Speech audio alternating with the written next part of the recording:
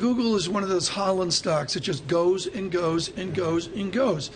Buy and hold is a great idea, whether it's buy and hold Google or buy and hold Apple. How do you know when to finally get out of a dog that used to be buy and hold? Well, and all of a sudden two reasons. I love to hold to infinity, but you can't always do it. There are two reasons that are uppermost. One is the company simply turns into something that you didn't originally buy.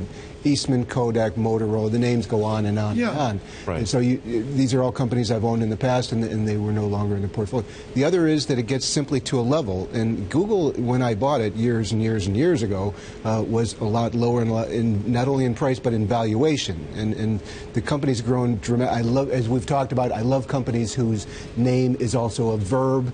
But at the end of the day, there's more. For example, Twitter and Tesla and do you buy off management, like with Microsoft's CEO changes or when Ms. Mayer took over at Yahoo? Do you buy off people? Oh, absolutely. I mean, there's nothing that changes any business or any institution more importantly than the people running it. And if you got the right person in charge, it's a different. And I own Microsoft. Ballmer, I didn't think did a particularly bad job. If you look at the cash flow over the last decade, in the last year has done better. Thank you very much. You hold it long enough, but this looks like a good change. I'm sorry. Go ahead.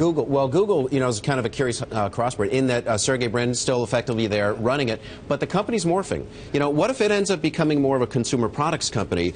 Google Glass, Nest, the thermostats, cars. I mean, might it be that it's no longer about search?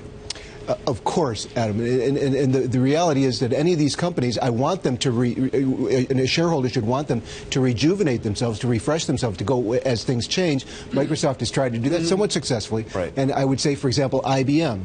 There were companies like Digital Equipment and Control Data that were named. You're still long Google? I'm still long Google, and I'm still long IBM. Even sicker is he's still long Digital Equipment.